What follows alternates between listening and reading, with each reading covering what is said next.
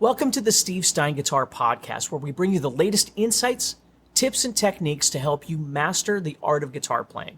I'm your host, Steve Stine, and I'm committed to sharing my passion for the guitar while inspiring you and guiding you through your musical journey. Now remember that you can enjoy this podcast from anywhere and anytime, whether you're cruising down the highway, preparing dinner in the kitchen, or even working out at the gym. By incorporating the podcast into your daily routine, you'll be able to stay inspired and motivated in your guitar journey, no matter where life takes you. Now, let's dive into today's podcast. Hey everybody, thank you so much for joining me. Today I'm thrilled to bring you an interview that I did with the incredible Guilherme Miranda, guitar player and songwriter for the metal band Dieth. Now we explore his fascinating evolution from his early days in death metal to his current role in crafting explosive and dynamic riffs and songs with Dieth. Now Guilherme shares how his passion for music transcends genres. He focuses not only on masterful guitar riffs and solos, but also creating melodies and lyrics that tell stories that strike a chord with listeners all over the world. So get ready for some unforgettable stories and profound insights into music, life, gear, touring, and the art of being a metal musician. Hey man, thank you so much for joining me. This is awesome to have you here. Man, thank you for having me. I followed for a long time. Yeah, I know. It's awesome. We've been talking for a while, so it's nice to actually get to hang out a little bit. Where are you at right now? Man, right now I'm in Poland. I'm in Olsztyn, Poland. Okay. Yeah. So from here I'm going to Gdansk and then I'm being around. Oh man, that's crazy. Yeah. So do you still live in Brazil? Is that where your home is? No, man, actually I've been based in Sweden for a while. And then from there I moved to Portugal. So Portugal is officially my place, like my private place, my apartment and stuff. But half of the time I work here in Poland. My band is in Poland. Our rehearsal room, where our drummer has everything, is in Gdansk. So half of the time I'm here in Poland anyway, you know. That's so awesome. I'm back and forth, yeah. Cool. Yeah, well, there's all kinds of things I want to talk about with you today, since I've got you here right now.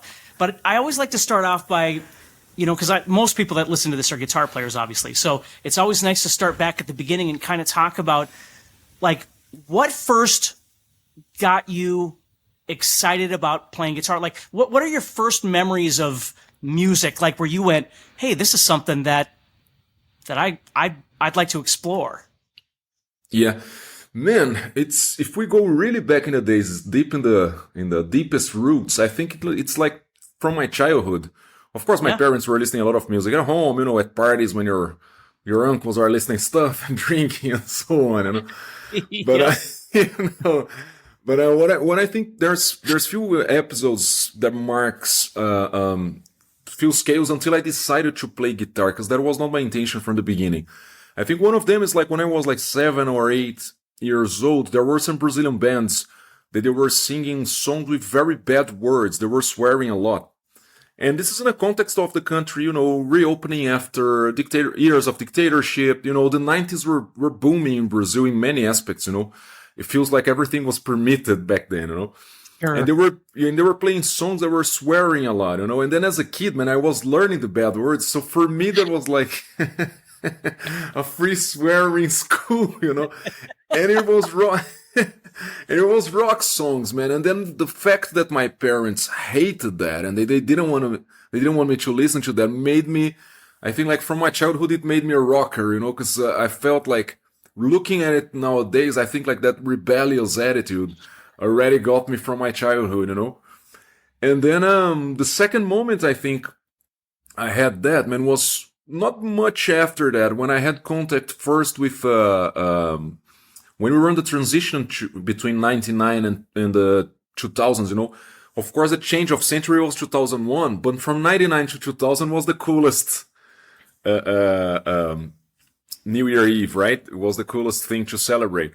And there was back then in the where you buy magazines and newspapers and stuff, there were these CDs that had a compilation that was like music of the century. And back in the days, if you would count on dollars, man, it would be like a $1-2 magazine, Right. And you could buy that, and it was like, first 10 songs were like, some I don't know, man, some folk songs from the US, folk songs from Brazil, and then the next CD was like Nat King Cole, and then you get some early jazz guys like Armstrong, all these guys, Frank Sinatra, and then you got until you had like Dire Straits, Scorpion. You passed a lot of blues players, and as far as I was going to the store to buy these compilations for my father, I entered in touch, and I listened to a lot of music, man. And I never mentioned this. I don't mention this that much on interviews because it's not even when I started listening to metal, but I think I got in touch with a lot of music, you know. Sure. This compilation was called like the music of this century, you know, and I think I learned a lot from that. And I remember the Mamas and the Papas, man, when I first heard California Dream. You know, California Dream, man, that stayed with me. My daughter's favorite songs.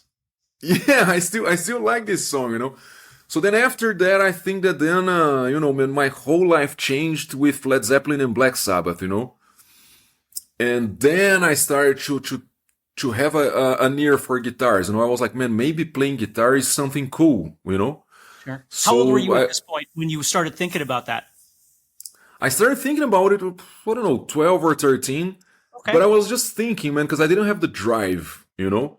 Right. Until I really got in touch with... Then Black Sabbath changed everything, although I started with a really good triple combo here, that I started with Deep Purple, Led Zeppelin, and Black Sabbath, and I think that I've built a very good foundation to then listen to heavy music later on, you know. Sure. And I think this was very solid. But then from Black Sabbath, man, when I started to hear heavier and heavier and heavier music, I think that Pantera, of course, because they were from my generation, the band that happened, you know. Yep. And Megadeth, but they influenced me in two different ways. Like Pantera is because a friend of mine gave me the VHS from the Pantera videos. I think it was number 3 or Vulgar videos. Yeah. And then when I watched that, man, I was like, okay, so this is being a band? That's what they do the whole time? This is their job? I was like, man, I want to be in a band. So I think prior to thinking about, I'm going to play guitar and be a musician, I was like, man, I want to be in a band, no matter what I'm doing, you know? But then when I heard Rust in Peace from Megadeth, then I said like, okay, I want to play guitar and I want to have a flying V guitar, high gain, you know. I didn't know what was high gain back then, but you know, like I want to put distortion and... Sure. Yeah, I want to play Holy Wars, you know. That was the first goal. Yeah. So then I was 14, 15. Okay, so we've made the transition into you liking metal from... Because that's what I had been reading on you, is that you had a pretty vast, diverse style of music when you were younger. You used to listen to all kinds of different things. Yeah. Do you still do that? Like, do you still listen to a lot of different things? Man, sometimes, yeah. Sometimes I have to narrow a little bit of what I'm listening, you know. But these days I was listening to some... I just stopped here and I was like, man, I want to listen to Bach. And sometimes I want to listen to some jazzy stuff. Yesterday I was listening to Opeth the whole night, you know. Oh, sure. I really like their clean tones, man. Sometimes I have to hear that kind of guitar playing. So right. I have this, but mainly lately I've been listening more to metal and death metal. I've been working a lot with that and stuff. So since last year I narrowed a lot to metal, but I listen to a lot of stuff, man. A lot of stuff. Sure. And it's fun, man, because when I was at the NAMM show this year, I really love a blues player from the West called Kirk Fletcher. You know, there's an album of his that I listened to that too, you know, man, until I couldn't anymore, like 200 times a day. Yeah, man, I was at the NAMM show waiting for a guy there at a guitar stand. A friend of mine, I think, we were just beside Enki Guitars, and he came like just beside me. And I was like, man. and then he said hi and stuff, and I didn't know how to put, like, dude, I hear a lot of your albums, because I was all dressed like metalhead, and I was dressed to go to sound check, actually. So then I was gonna tell him, dude, I think I listened more to his albums than to some metal records for a few years, you know. Yeah. So it's this kind of thing. I dig feel different stuff, you know. That's cool. All right, so let's go, because so many people play guitar that listen to this podcast anyway. So when you were a kid and you got your first guitar, what was your first guitar, by the way? Man, my first guitar was a Les Paul. Oh wow. Honor Yeah, was the brand. I don't know if this exists anymore. I Yeah. don't know if they do either, but I know exactly what you're talking about. Yeah, Yeah. Honor was a German brand or something.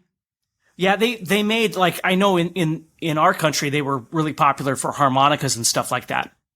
Ah, okay, okay, yeah. Well, Yeah. I had a Les Paul like theirs. It was like a second hand from a friend of a friend that didn't want to play guitar anymore, and I bought this guitar for almost nothing, man. Sure. And and then after this guitar, I got obsessed with Rust in Peace from Megadeth, and I was buying some guitar magazines because there was the only source we had before to get some knowledge from what we were seeking, not what people were bringing to us, right? Like, Sure.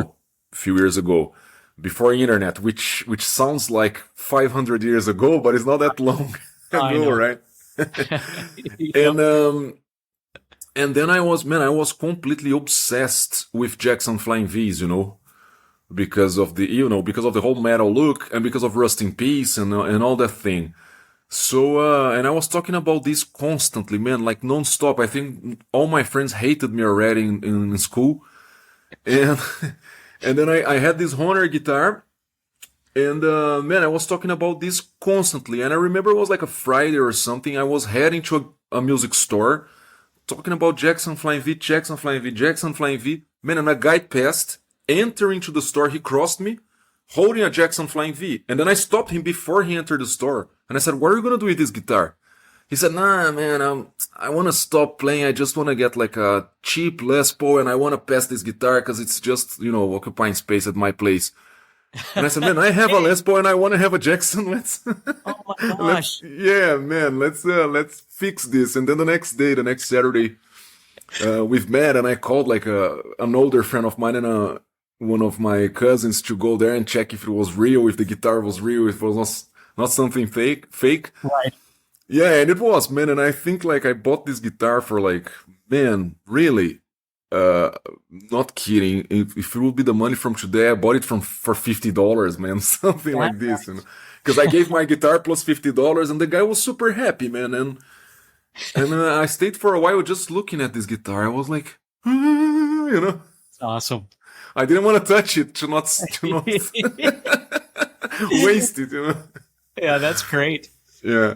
Well, okay, so if we go back to that, then when you were really getting into practicing when you were younger, what kind of Yeah. stuff did you work on? Like, did you take lessons or anything like that, or did you just kind of learn by ear, or because videos hadn't really, like you had just said, the internet wasn't a thing yet, so that hadn't really started.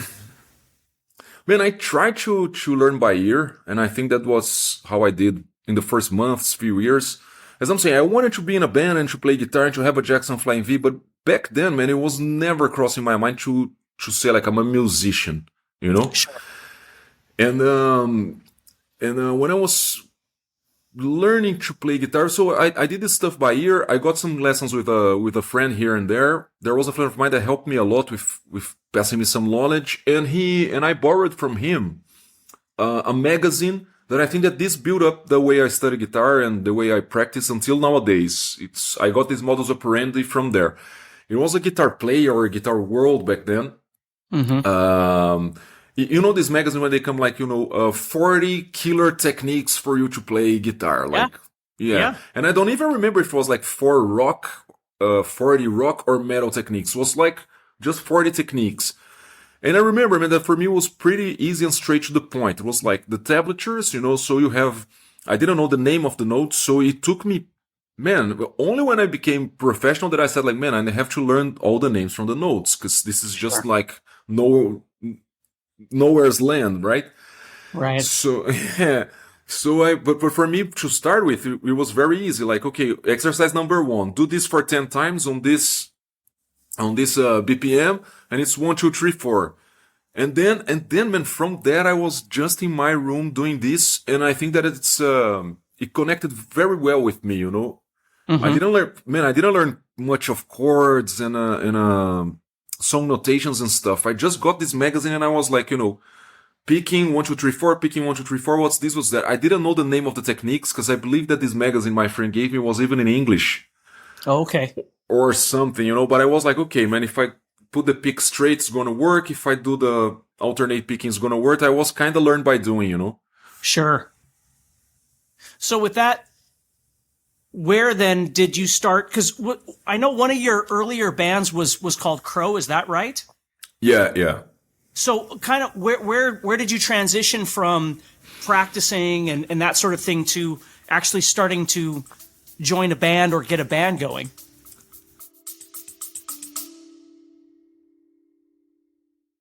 Hey, if you could, do me a huge favor. Like, share, and subscribe to this channel. And also, do me a huge favor. Head over to guitarzoom.com and check out our courses and our all-access membership.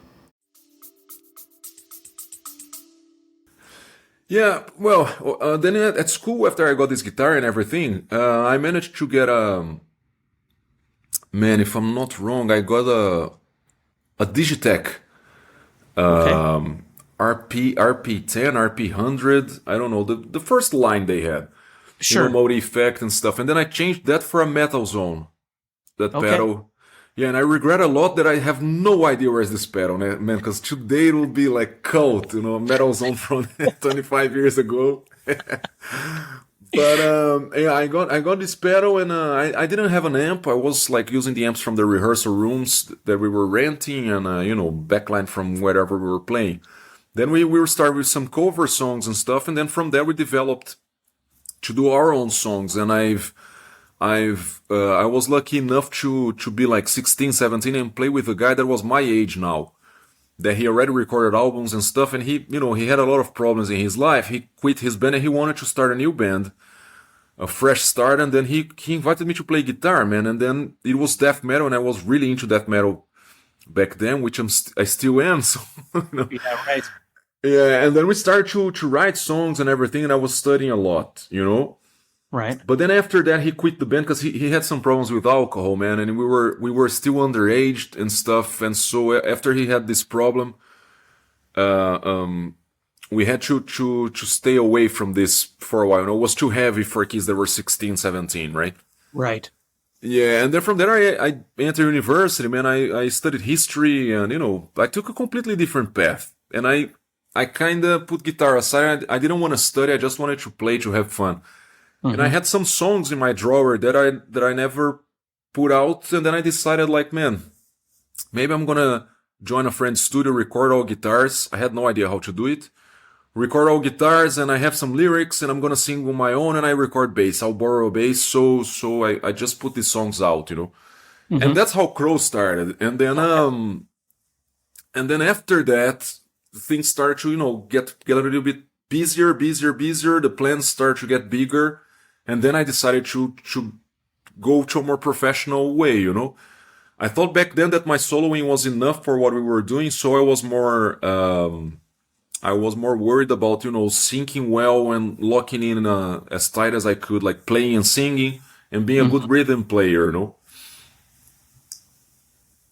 So that's really interesting because, like, did you just kind of fall into singing then? Was that, I mean, that wasn't something that you had planned on doing, and you just kind of, because I'm telling you, we're going to get to the new Dieth album, which is just absolutely incredible. So a couple of weeks ago, I drove to Minneapolis, which is a 4-hour drive for me, and I listened to that thing over and over and over again. Man. Oh God, it's so good. I mean, and I'm not just saying that because you're here. It's really, really good. And again, we'll get to that. But I find it interesting because I've known who you are for a while, but I've always thought about, you know, your guitar playing, and I didn't realize that, you know, you've been singing for a long time too. So. Yeah, no, what happened with Crow back then, man, is that it's like, this was a good thing, you know. Nowadays I'm learning how to see with very good eyes, the bad stuff that happens, you know, because the fact that this friend of mine had a lot of problems with alcohol, and we had to dismantle the band before we recorded our first album. We were signed with Cogumelo Records, you know, so it's the same label in Brazil that released, you know, Sarcófago, Sepultura, all this first wave of the Brazilian extreme metal, you know. And then that thing hit me very hard. That's why I got away from guitar. I entered university, and I thought, like, okay, maybe it was a good run for my teenage years, right? And then when I went to record these Crow songs, because this friend of mine, he played and was singing. I had a lot of great singers that could go there and perform on the album. But I was like, man, if I put someone to sing, I'll have to deal with all the stuff that comes with a vocalist. And back then I didn't have time, neither money nor patience for for getting someone else to do that, because stuff were a little bit different, a little bit more difficult, feels like stuff that were very difficult to do back then. Nowadays, with the technology we have, it's very simple. It's great, actually. Right. But back then, to bring someone else to a studio, book the hours, teach the song to the guy, and then you have to put him in the mood. And the guy that was in studio with me, he became the first Crow drummer. And he told me, like, man, you have a very deep voice. And if you want to put someone to do, like, guttural growls and stuff, why don't you do that? And I said, no, man, let's give it a try. Get the lyrics. Let's go. I want to finish this. And when I recorded the first song, he said, like, man, hell yeah. Let's make one that it's, let's press rec for real. And we recorded the first thing, man. It worked. So it was quite spontaneous, Right. So when you would come up with again, we'll keep progressing here, but back in the day, you were writing songs like, how would you think about riffs? Like when you were trying to come up with something, what inspired you to try and do that kind of stuff?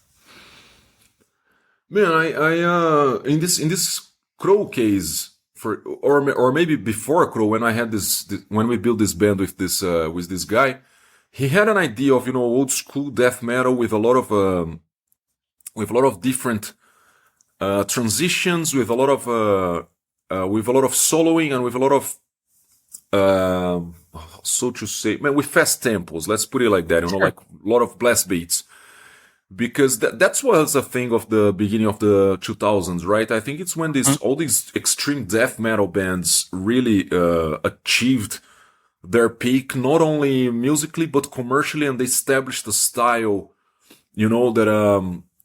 that became something on its own. So it's the peak of when Crisium got big, Nile, all these bands. So playing that fast, brutal, evil blast beats were something. It still is, but I mean, like back then was something very new, very fresh, and we were on this wave too, like to be very evil and fast. Right. So I was inspired by what was happening back then, And one thing that was funny is that this friend of mine, Rafael, that is he's an incredible guitarist still. He's a lawyer now, but he still digs guitar a lot, because guitar is like it's something you never get rid of. That's right. Maybe a guy that he's not making a living only with guitar, or he's not playing a band anymore, because life changes and you can get different paths. But you call the guy and he's like, no, man, now I'm a lawyer and I bought like 15 guitars. Yeah, exactly. He can afford the guitars. Yeah, so instead of stopping, man, the guy gets, then he builds a bigger studio and stuff. I have many examples of that, So it's like drives their wives crazy, all that. All the package, Yeah. But this friend of mine, Rafael, he told me something that I never forgot, man. He said, like, man, your alternate picking is crazy, because back then people had another way to play it, and because I was listening to a lot of these brutal bands, and then including Sepultura, Beneath the Remains, Arise, Schizophrenia, I was always like picking a lot, and then he said, like, man, this is one of your strong points here. And then when I started to do these first songs, I was always benefiting and working on the stuff that I was already good at. And sure. I'm not saying that this is the best way to go, because for many years I think I was lazy. I could have studied more. I could have been better. And then I entered in some sort of a comfort zone that is not comfortable, but in a way I worked only on the stuff that I felt I was strong enough, especially in the beginning, So a lot of DAW picking and a lot of alternate picking, as tight as and as strong as you can, back then. Mm-hmm. I talk to students all the time about exactly what you just said, and that's really the thing, is there's no one right way to do this, because what you developed wasn't just your guitar skill, even though you could have thought about, well, I need to do this faster, I need to learn more scales, or I need to learn more theory, or, I mean, there's a million things you could do. You holistically figured out how to become a songwriter, how to sing and play at the same time, performance, connection to the industry, like all these things that oftentimes like a student will be, somebody who's learning the guitar will be so concerned about learning things on the guitar. And you're like, well, that's good, but you got to get out of the studio too. Like you got to get out of your basement and go meet people and start playing with other human beings.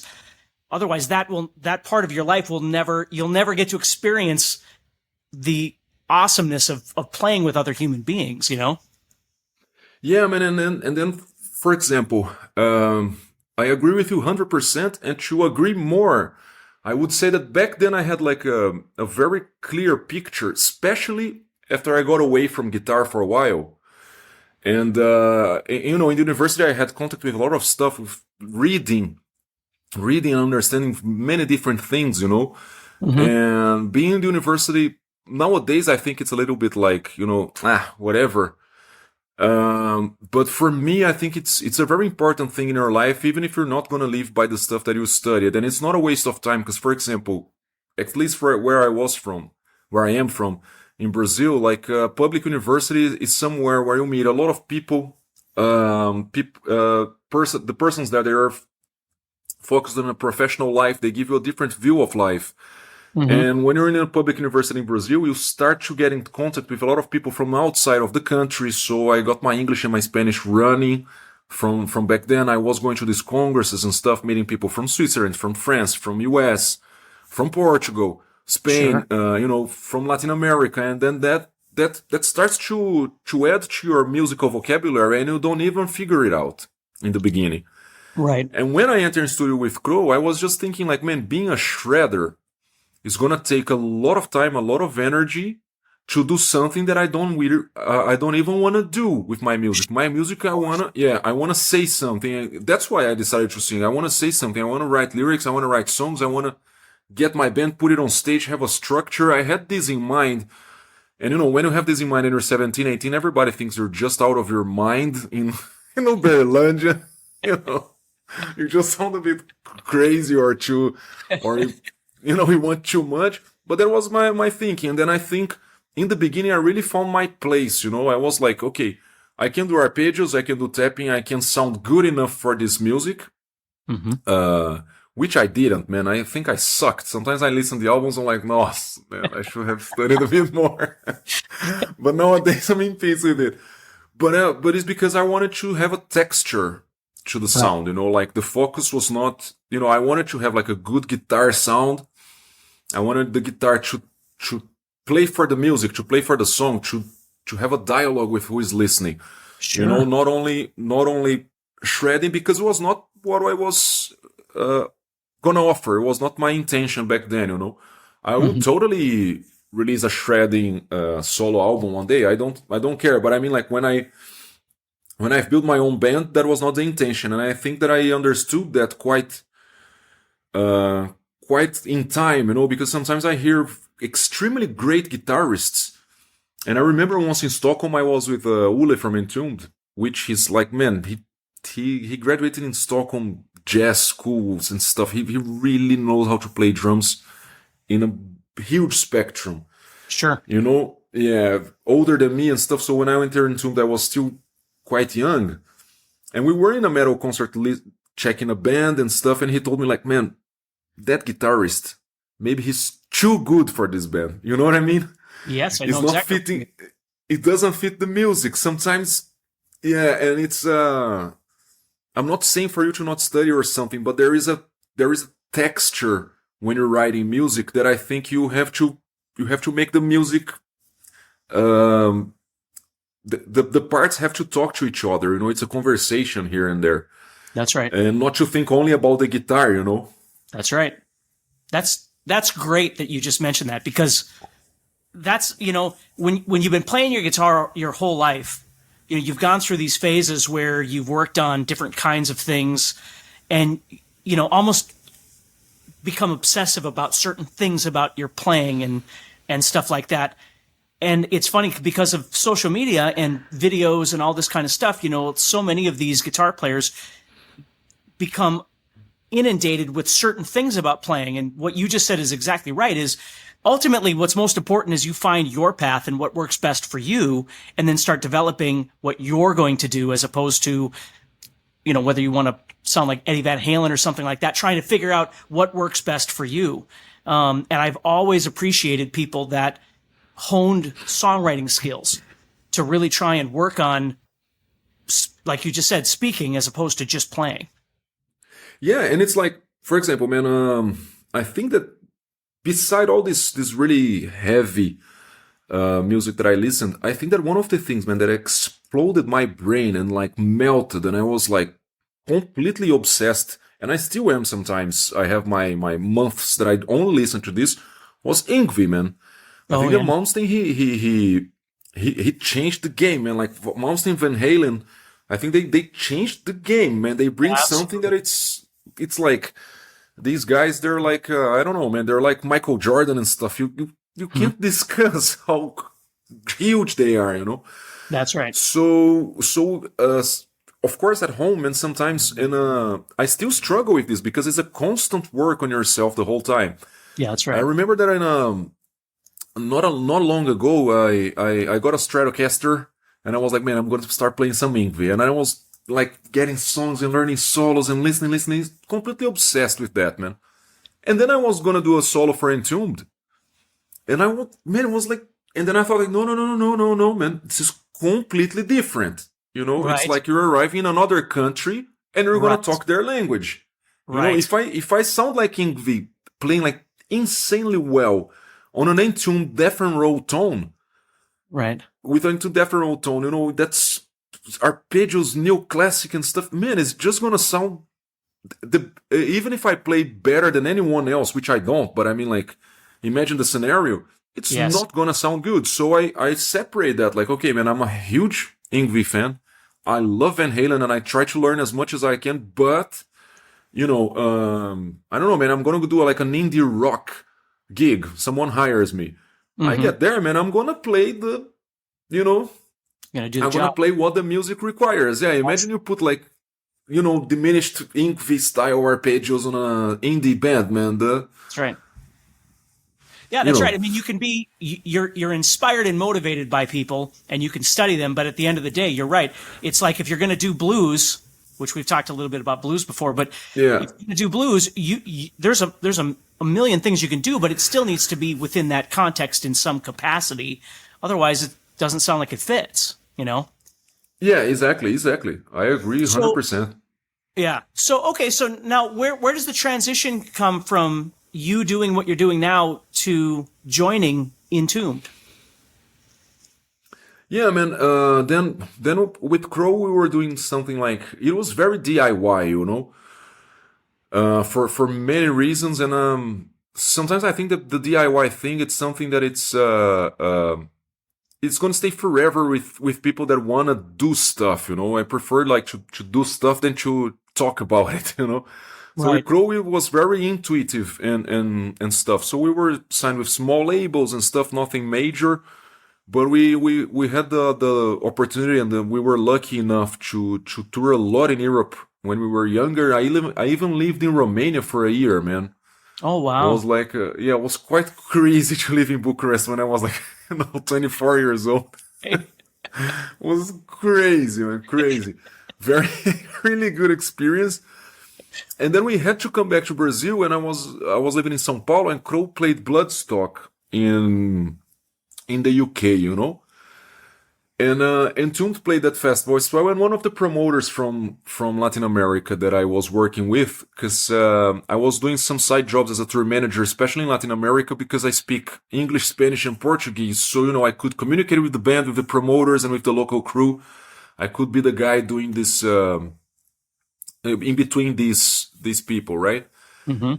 And this promoter told me, man, Entombed is playing Bloodstock as well. Can you talk to the guys, because I want to bring them to Brazil? Bloodstock is huge, and I couldn't meet the guys because they played one day before us, and I arrived at night when they played. But until I reached them and my accommodation, it was too much. So I stayed with this idea in mind. And long story short, this guy ended up hiring Entombed, and of course he hired me as a tour manager, and he wanted me to already talk to the bands, to their manager, to their sound tech, to check the rider for each gig, because we were flying, we were not renting one backline for everything. So the guy from Uruguay said, okay man, we don't have this amp, but we have this one. So I had to go through all that details, and I just saw that Entombed, they were on the transition, Entombed AD, and the guitarist that was going to come to Latin America to do the tour, when they sent the passports and we confirmed the flight tickets, I saw there was missing one passport, and they didn't answer anything after that. And me and the promoter, we were like, man, it's like half of the tour was paid, Boy, flight tickets bought, gigs booked, and I negotiated with the promoter, like, man, if you want me to work on all the gigs, put Crow to open all the concerts, because Crow sound really fit to be with Entombed on a tour, Right. And he said, man, but what about this passport? I don't know what to do. We have to fix the details to pick them up in the airport. And man, I was so much in my head that I just wrote an email to the guys out of nowhere. I said, like, guys, what's happening with this passport? Because there's no second guitarist coming, and if you guys need 2 guitars to do the tour, I can play guitar for you guys and tour manage, but just don't cancel anything, because otherwise it's gonna be like, for them maybe not that much damage, but for us it was gonna be like a big loss. Oh yeah, a lot of things involved. And so that was the whole thing. So we started the tour and everything, and one day the guys came to me like, man, were you the guy that sent us the email that we wanted to play the second guitar? Because I was sound checking every day for Crow and Entombed was pretty much the same setup. I was just changing a few cables here and there, and I was putting Nico's splitter, because he was using two amps with a splitter, so he had 2 guitars, like sounding like 2 guitars on stage, but with this splitter. So his splitter was just behind my amp, and we added a pedal. So when I played, I disconnected it. When he played, he connected that. So, and I was doing the stage for them before, so everything was guitar-wise was in my hands. And it was my birthday when I picked them up in the airport, so everything was a bit like special. And then they said, "Were you the guy that said that you could play guitar and tour manage at the same time?" I said, "Yeah, man, it's me." And they were thinking. Next day they came to me like, "Man, are you up for touring next tour with us? Well, how would you feel about that? Because we have a tour in 3 weeks." And I said like, "Man, let's go." And they said, "Yeah, but we don't know really how do you play." I said, "Man, my band is opening for you every day. Pay attention at the concerts and check if I play enough for you." Right. And in one of these after gig concerts, after concert, like after party, whatever we call it at the hotel, me and Nico, we stayed with few extra beers at night. So he got one of the set lists, man, that he had in his pocket, like, "Here, man, learn these songs and I see you in 3 weeks. Let's talk tomorrow, but here it is." And I still have the set list at my father's place in Brazil. I just saw it last vacation. Yeah. So I know, and then these songs I learned by hearing them. I heard that like 3 weeks in a row the whole time, and I arrived there, played the first concert, and from there we stayed, So you had to learn their whole set list in 3 weeks? Yeah, it was 3-4 weeks maximum, Right. It was very cool to do that. That's awesome. Yeah, I loved the task, man. I loved the task, because I was like, man, I thought like, man, this is the time, this is my chance. If I nail these songs and learn everything and prove that I, not only that I can play, but I can be in this environment, then I can stay, and it happened in a very positive way. I stayed. Right. Well, that's great. Obviously there was some tragedy with that band, unfortunately. Yeah. And so then once you were done with them, how did the transition then connect from that time to where we are now? Because we want to get to Dieth. I want to make sure everybody and encourage everybody to go listen to this album, because we're going to talk about that. But so kind of what have you been doing since then up to getting Dieth going? Yeah, man.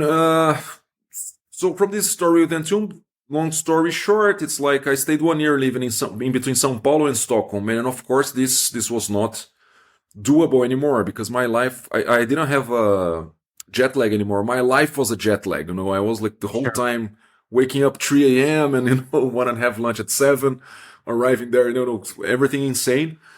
So then after everything happened, I moved from Stockholm to Portugal. And yeah, man, this whole pandemic, I think hit, especially touring musicians, man, I think that hit us in a very bad way. And I started to be very, very depressive. And playing guitar was bringing me, instead of good memories, bad memories, because once you're so used to play live, man, you're just playing at your place, and everything was too much. But then I decided to do some collabs on the internet.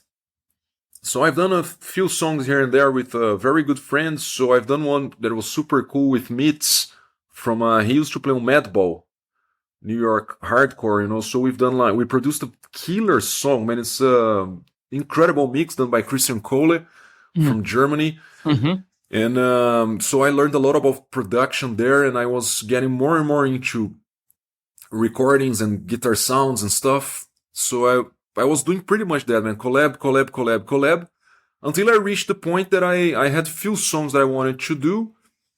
And I was going to work in Gdansk for MLC Amps. I worked as a kind of PR, A&R for them for a while, for 1.5, 2 years or something. It all started, of course, with some, helping them to meet this guitarist here, that artist there. And then at the end of the day, they kind of got me into the company for a while. It was very good period. And then I got in touch with Michał because he got out of Decapitated. I met him in some festivals and stuff. And I had him in mind for a while. I don't know why. So I sent him these songs and we decided to record one of them. And when I was trying to search for a bass player, man, I was lucky enough to call a friend of mine like 10 minutes before sending a message to another guy. And I called him and said, man, I have this guy in mind, this other one, like very good names at the death metal scene, especially in Scandinavia, where I knew a lot of people.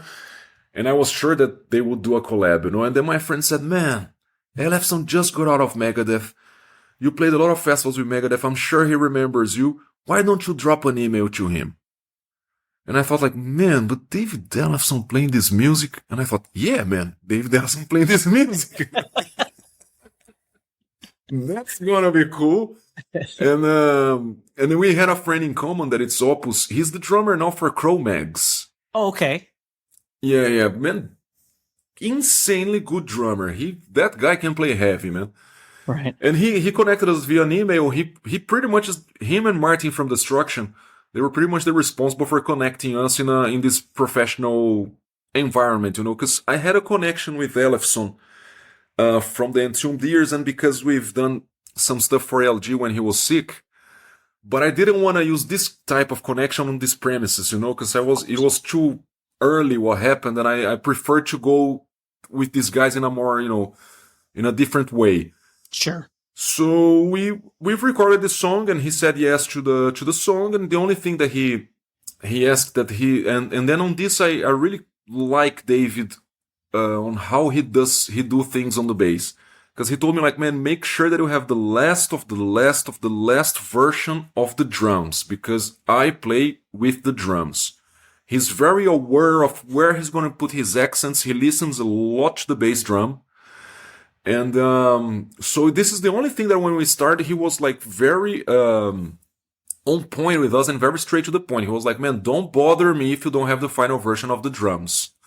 He said, I don't, even about the click, he didn't care that much. He cares about making the bass and the drums sound like one unit, Sure. So when we've got this version of the drums, he tracked the bass, and Michał had the idea to mix with Zed, this guy from Poland. And I remember that I went on a vacation in Brazil. I was at the car with a friend of mine, and the mix just arrived on the phone, and I said like, man, I'm not gonna tell that it's my band. I'm just gonna play this as loud as I can. And then I told my friend, hey, can I play a song very loud? He said, yeah, man, do it. And when the song started, he was like, what is this, man? What is this? This sounds great. And he was like, fuck yeah, which band is this? I said, no, man, this is a song I've done with Michał and with Ellefson. I said, man, you have a band with these guys? I said, no, man, I think I'm just gonna write the guys now so we can do this Foursquare videos for we're gonna put it on social media, upload it on YouTube, and that's it. And he was like, man, but this is too good and stuff. And I sent to Ellefson, he had the same reaction, and me and how too.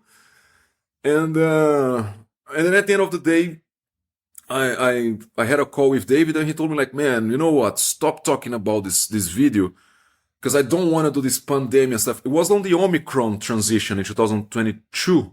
Okay. Because they, at least in Europe, they canceled everything and they pushed back until April, May again. So all the tours that were rescheduled and things that were about to happen in the new year, they got pushed 4 or 5 months again.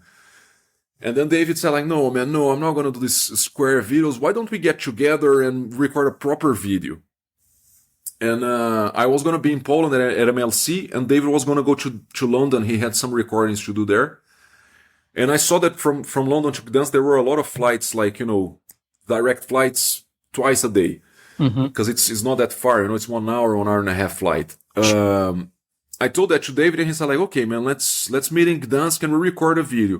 Once we record the video, we went to have dinner, and the guy said like, man, why don't we become a band instead of just doing a project and putting out a video? Let's bring a band. And David had this idea of calling us Dieth, He was reading some old British poems, like all those shall dieth, and this kind of thing. And he got very into this dieth stuff, and he said like, man, if people don't like us, they're gonna call us Mega Dieth, so whatever.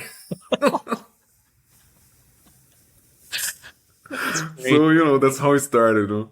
So were most of those songs then? I mean, because I don't know exactly how the writing for that album went. Was the writing pretty much all you on that album? Man, yeah, mainly yes, because I had a lot of stuff ready and good to go. So once we've done this single, then David told me like, man, tomorrow, because we worked like 2 days in a row, a lot and stuff. So he said like, man, let's have a sleep on this, and tomorrow, like the next day, I don't remember. Do you have your computer with you? What do you have with you? And I had my computer and some hard drives and stuff, and I said, man, maybe we should sit on your room, put our headphones and listen to the riffs, and you see the direction we can take here, because I had a lot of stuff written. And I always like to write, save. Man, there are some riffs that you think it's never gonna work, and sometimes it clicks for a song, So there's no very bad idea. There are ideas that you didn't connect yet, because sometimes there's a riff that is not that good, actually. But once you put bass, drums, and vocals, it's good that this riff is a little bit more laid back, so the voice can do the job. The drums can have space to breathe, and the bass, is gonna lay on everything.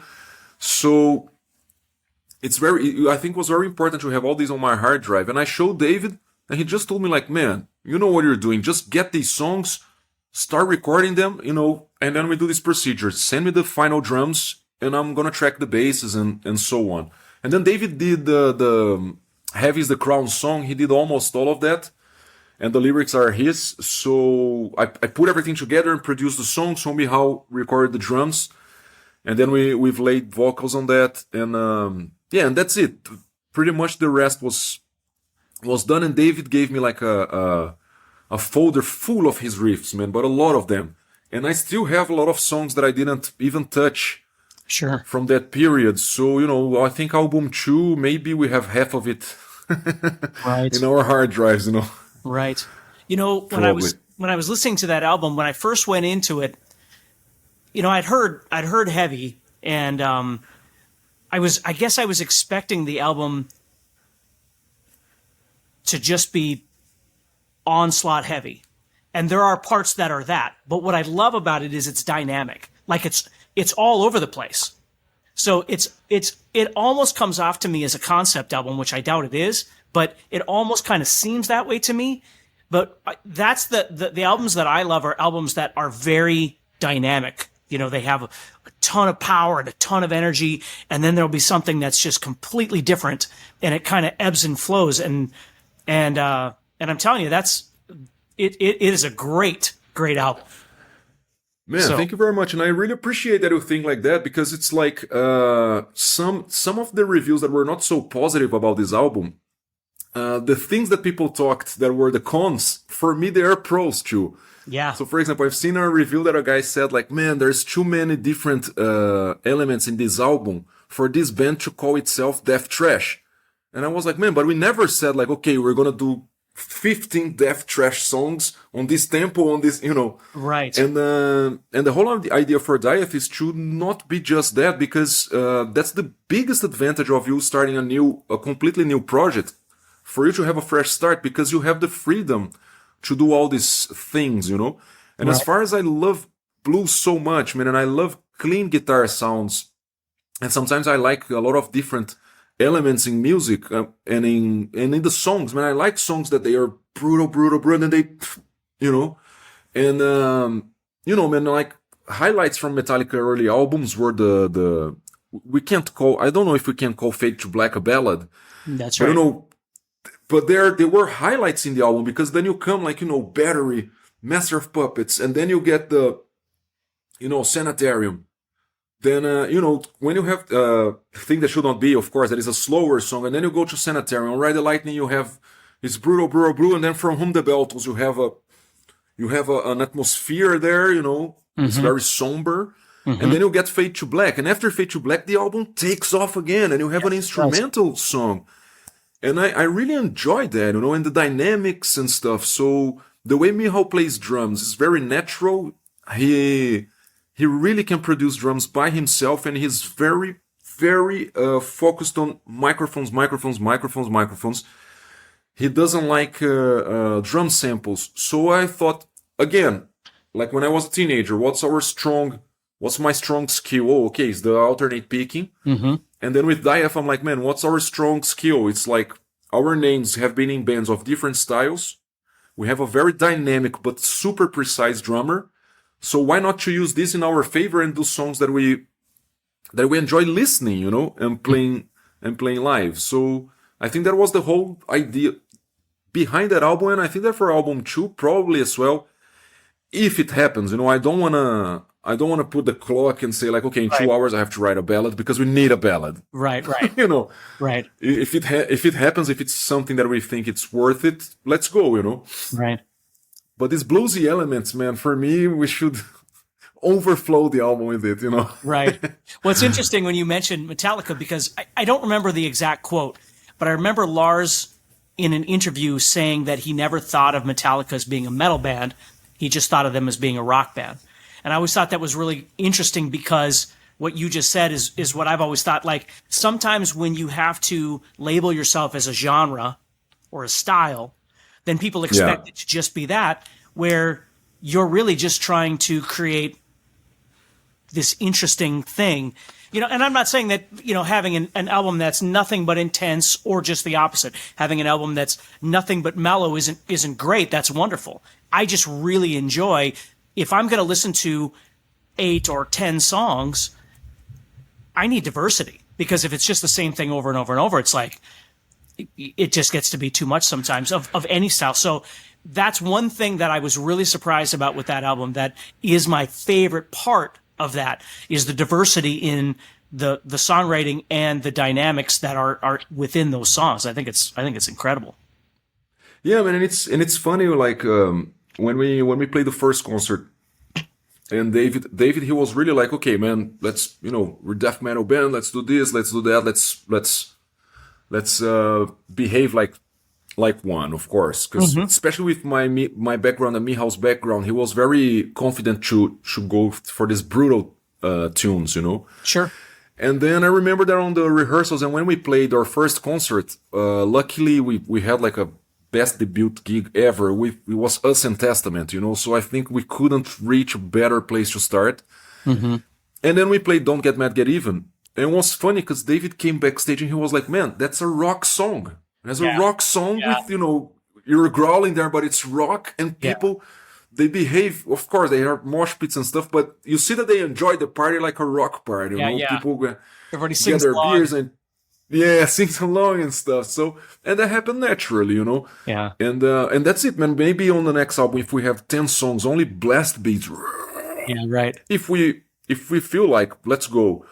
But if we, like you said, if you want to have like a full-on mellow album as well, why not? I think my main thing is to play for the song and what's the story I want to tell, because I think once you have him back, one of the things I like is that the lyrics kind of, it's not a conceptual album, but the lyrics, they talk to each other on the order of the album. So what kind of gear are you using nowadays? What kind of endorsements or what kind of gear are you doing? We're gonna move into Loudstack for sure, but I want to talk about just some of the stuff that you're using now. Yeah, man, I've been using, let me put in order here. I use like Dean guitars, and man, like Dean guitars, I've used Dean guitars like 10, 15 years ago, and then I changed for another company, and my contract was over, and then I came back to Dean guitars, and luckily the guy working there is a great friend, and I knew him from before. He joined the company after I was with them in that early period. So that was really good that he was there. It was great news. And then I remember that I sent him a message like, man, my contract is going over with the other company. And the point is, it's not that I'm asking here like, I want an endorsement or not or stuff. I told him like, I'm telling you that the only guitar I'm gonna come back to is to Dean guitars. Why? Because I think maybe it's my body, maybe I'm too tall or something, but the Dean guitars, man, they fit me live, especially. Sure. And they're very anatomic. I don't know what's what would be the best term for it, but the no matter how I use my guitar strap, the neck stays exactly in the position that I don't struggle to play, Right. And with previous guitars I had, previous endorsements, I thank all of them a lot, man. Thank you very much for investing on me. But the problem I always had was like, man, my back, I destroyed my back on tour, man. To put this in track was a lot of work. Sure. I even had a little surgery once. So then I just communicated to the guy. I said like, man, I'm gonna come back to use Dean guitars. And then he told me like, hey, I'm restructuring some new models here, so let me come back to you. And I said, okay, man, no matter what, I'm gonna use Dean guitars. Just tell me what are going to be the best conditions, And then in between all this, the DIF album was going to go out and stuff, and he loved the songs, and then I became a Dean artist full on, And we're promoting these new models that I don't know if people are familiar with them already, but there are new Flying V's and through Breed that is or less Poish model. There are the two ones that I'm using now. They're absolutely killer, man. If you Absolutely killer. do me a favor and send me a link to that, and I'll make sure and I'll add that on wherever this gets posted so people can check that out for sure. Perfect, man. Yeah. Perfect. I'll do that. Cool. And well, pedals I use Cleartone pedals. It's a brand from Germany. Very cool. I'm using their. I have both of their main distortion pedals. That it's the Grindstein. There is even a plugin for the Grindsteins so the people that like plugins can go there, because plugins are an addiction, right? Yes, they sure are. Man, these days I don't know why, man. I downloaded like 3-4 delay plugins. I don't know why. It's just that I was in a page and was like, try this delay, it's free. I said like, man, I'm not gonna say no to a free plugin. Come on, man. I didn't find a news for them anymore, but they're there and I never delete, So. Right. But they have the plugin for a Grindstein, and one of the sections of this Grindstein pedal, the boost pedal without the chainsaw sound, it's called Oh My Goat, and it's very cool pedal, especially if you want to have if you want to compress and saturate your sound with a tube texture. I would highly recommend this pedal. It's very tight though, especially if you use the gain super low and boost the level, and they have an EQ thing there that works pretty well too. I also use Mower Audio. Mm-hmm.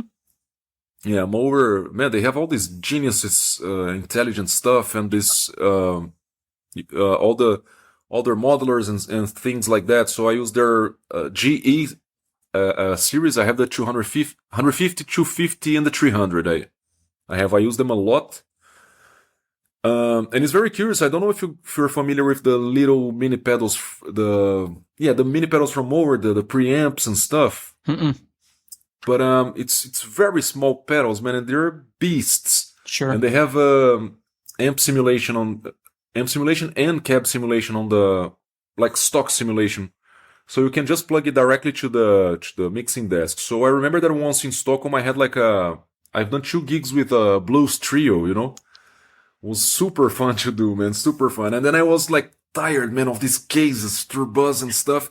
So man, I got my Strat with a bag, was pretty much a bag. Right. And I had the cargo pants, and I put the pedals in one pocket here.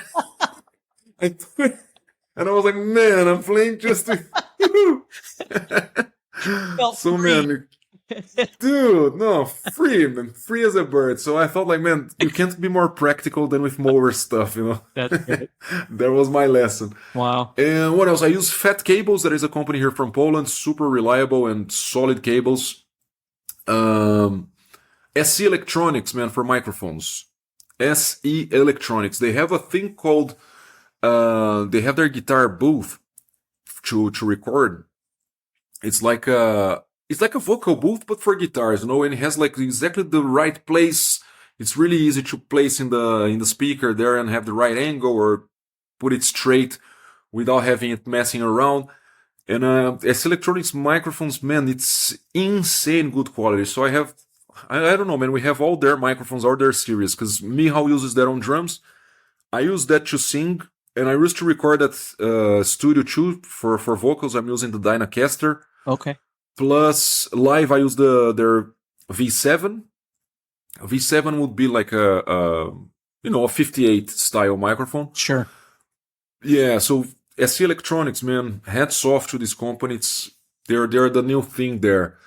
And what else? So it's Fat Cables, SE Electronics, yeah, and MLC amps. I worked for so long with the guys that we became friends, man. So I always mention them because I love to use their stuff, especially live. Mm-hmm. Their amps, they're murderers, you know, like, and the spectrum of sound that you can get with their flagship model, like the MLC 100 S100, I think. On EL34s, I love to have 34s around me. I'm a very Marshall guy. Right. It's totally worth it, you know. So live, I use MLC for sure, and in studio too. But lately, my biggest situations are being live, and I'm using MLC almost the whole time, you know. As soon as I can transport it, I bring it. Mm-hmm. So that brings us to the studio. So obviously, you've got a new amp sim, which is the Loud Stack. And yeah. So let's talk about what that is and where that came from and who it's for. Yeah, well, man, a Loud Stack, it's like, again, on this plugin addiction, I've been in touch with a lot of people from companies and stuff, and it was pretty funny when I was working at MLC because they were developing what became now these Bogren digital plugins that they have, the 100 and the one knob. Yep. MLC and so on. So I was very into this world, super enthusiast. And I started to use some Agritone stuff. And I don't know how we crossed paths, me and Ron, but it was on the internet, you know, one contact brings to another and people say, hey, use this, use that, try these MIDI drums. So I got in touch with Agritone with their MIDI drums. And they produced like a lot of killer packs. So that is a very good tip for songwriting, man. I love to put some drums, man, and put a random tempo there, you know. And sometimes I'm like, I don't want to have any previous idea. I have a riff, and then I program and I get a lot of funny drum loops that they have there, because they have some very cool names for their packs. You know, if you check there, they have like a Lars Train, whatever. And then you get there and it's like the way Lars plays is very fun stuff. And then I put that, man. Of course, that's not going to become the drums of the song. Right. But sometimes some ways of hearing the hi-hat and some accents they put on the crashes give me a lot of riff ideas. Sure. So I started to use that, and I got in touch with Ron. We became closer and closer, and then they released the Behemoth drum sample pack called Drums Against Humanity. And I've done a video for Ron just just because, man, I did a video for him just to say thanks for giving me the drum samples, and it really, Inferno recorded it in the best studio in Poland called Alpine in Gdansk. I mean, like, not the best, but one of the most famous studios. We can't say best in music, right? It really depends on what you're doing, but they recorded there, and then I found some MIDI drums, Behemoth MIDI drums, and when we recorded, it sounded exactly like Behemoth, man. A lot of people were asking me, like, man, how this drum sounds like this? I said, man, it's his samples with some MIDI drums I found, and we, Right. Yeah, and from that, man, 1 year ago, I think it's just 1 year ago, it started this new technology called the Neural Amp Modeler. And there's a free plugin, Steve Atkinson plugin, and that's gonna become the new Fever, let's say, So in 1 year, this technology has around like 70,000 users already. Wow. The NAM. Yeah, because these profiles, it's not Kemper profiles, and it's not the other tone captures that you can do with your modelers, like modulus. I don't know the name of this pedal that we capture sound, but like Mower has a very good tone capture on all their GE series, and so does the other brands. And then Ron came to me, man, and he was saying a lot like, man, I think that this Neuro amp, when it starts and when it's gonna be the new Fever, I don't want to be the guy running after the trend. I want to start building the trend. He wanna, let's say, invest on this. He said, I wanna invest on this whole thing, and I have a guy to record in Warsaw. That is the same guy that recorded Inferno with Satanic Audio, Halder, like killer sound engineer, and he understands the style, he understands the language and the accent, everything about this world, Mm-hmm. And then one day I was at home and I just wrote to Ron, like, man, you know what? Let's do this Neuro Amp Modeler thing. What do we need to do? He said, man, you know what? Let's be the first guys to have like a signature pack for impulse responses for the Neuro Amp Modeler. And then, of course, there you record the impulse responses, because the cabinets that are going to make it work, it's good that we have the IRs from them, because then the users can combine the NAM that works with the speaker that works, So Right. we've done a whole package with Neuro Amp Modelers and impulse responses, and I'm working on that since November last year, because it's a whole process, and it's pretty much like releasing an album, man. It's a lot of talks, a lot of artworks, a lot of pictures. You have to write, you have to write many things, and yeah, but I love it, man. I just got really into this. I think I found myself in a very nice world that I want to be more and more part of. Right. And then we released this month. We're still getting the feedback, reviews, and everything. I'm even overwhelmed with material that I don't even know how and where to start from, Sure. Yeah, so it's really, really cool stuff. So the Neuro Amp Modeler is this new NAM technology that for me it's impulse response of the guitar heads, Mm-hmm. It's like that momentum, that picture you take. So pretty much, man, the sound is going to be dialed the way I dialed on my amp. It's the same thing. I recorded that sound. So when you use the plugin and stuff, you don't have to tweak EQs, and you don't have to add other pedals and stuff. Of course, only if you want, or if you have something in mind, you go there and you have this option. Right. But it's so practical, man, because it's like 1-2 clicks. Okay, I want to have like a end-tuned sound. Right. Boom. Yeah, you achieve that with 2 clicks. I want to have like, this Diath is pretty much Marshall 800 sound, like, sometimes a bit more, sometimes a bit less. Mm-hmm. And I combine that with different pedals. So, 2-3 clicks and you're there. So that's what we've been doing lately, me and Ron. And we're recording a lot of videos, editing, and interacting with people on YouTube. It's been like a super cool process, man. I think I'm going to be the whole year working on this, because it's a new thing. Right. And we're the first pack, so probably we're building our wave. We're not jumping on a wave that is there, Right. So it's a very interesting learning curve as well. Yeah. I own pretty much every amp sim that has ever been made, because I, like you just said, am obsessed with buying these things and you know, It's addictive. oh, it sure is. And yours is awesome. Like I got the pack, and it's what I love about it, because you had mentioned Bogren before too. I love the one knob stuff. I've worked with them before too. And I love the simplicity of being able to just plug in and not have to do much tweaking. You just plug in, you grab a sound, you grab an IR, and you go. And for those of you that don't know this technology very well, what's great about it is there's the tone, which is already killer, but when you start using it to record and you mix it with like another one, that's when it really, and that's what I was noticing with yours as well, is that it really shines when I'm using it in a mix. Like when I'm doing stuff and putting it together, I don't really have to do any tweaking with EQs and stuff afterwards. It's already just ready to go.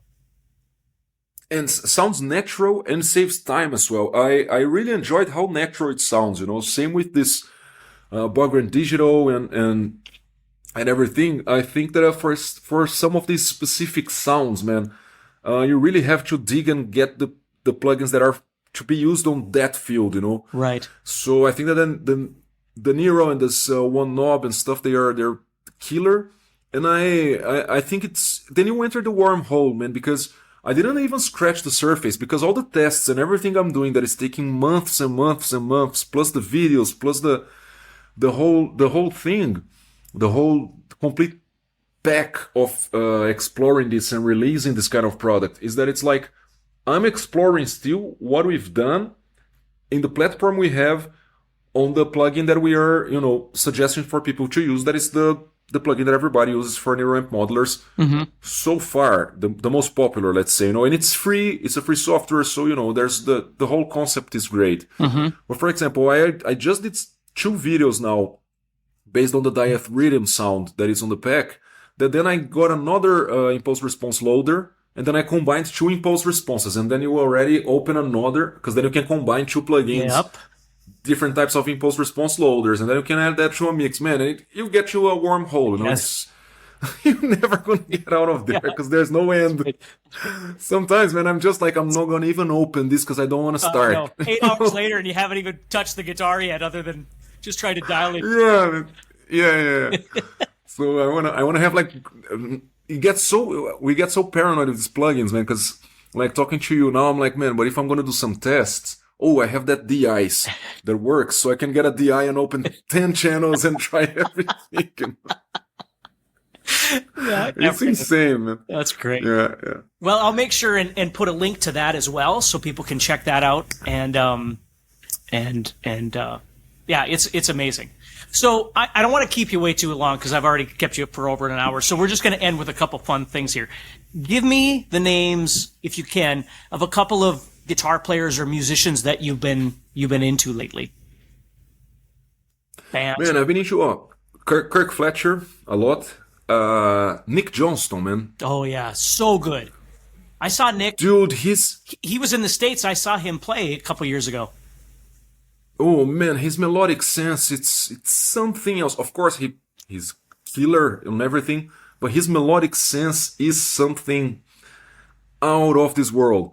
So it's like, I would say that the guys that I'm listening most lately are these 2, Kirk Fletcher, and I'm listening a lot to Nick Johnston. Mm-hmm. And man, I dig a lot of the work, the last OPF Works albums. I really like to hear Freddie's playing, it's very, very cool.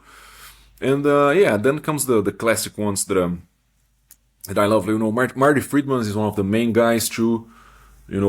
His solo albums as well are killer. Man, I like his signature on guitar for sure. Right. Okay. And also, what do you like to do when you're not doing music?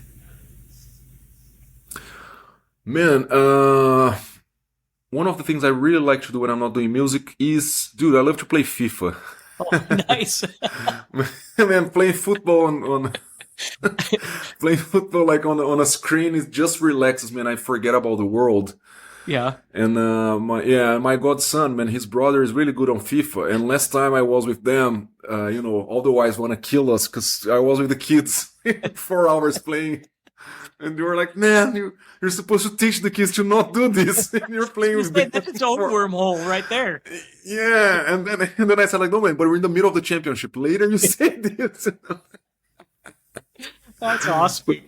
Cool. Yeah, playing FIFA is one of the main things. That's great. And I really like to, exercise to like, go to the gym, kickboxing. It's another good hobby that I have. Right. Well, that's great. Well, thank you, man. It was so awesome to hang out with you. I was hoping to run into you at NAMM and it didn't work, but we'll try again sometime. Yeah, man, unfortunately. Yeah. But we will do next year, man. Yeah. Let's book something. Yeah. It's gonna work. For sure. Thank you very much, man. Oh, yeah. Thank you very much. Yeah, it was so awesome. And we'll certainly keep in touch, and I'll talk to you soon. And, so good luck with everything you got going on, and just keep on. All right, buddy? Thank you, man. All right, take care. Hey, thanks so much for joining me for this episode with Guilherme. If you could do me a huge favor, there's going to be a link in the description that you can check out all of Guilherme's stuff, and you can certainly check out my guitar lessons and such at guitar-zoom.com as well. If you like our podcast and want to hear more, remember to press the subscribe button on the app that you listen to. By doing this, you help us a lot, and you'll be the first to know when we have new episodes ready for you to listen to. Is this podcast fun and useful? Then please give it a thumbs up and write about how much you like it. Is this podcast not what you thought it would be? Please let us know. This helps us to make our podcast better and helps more people who love guitar find it as well. So don't forget to subscribe, like, and tell us what you think.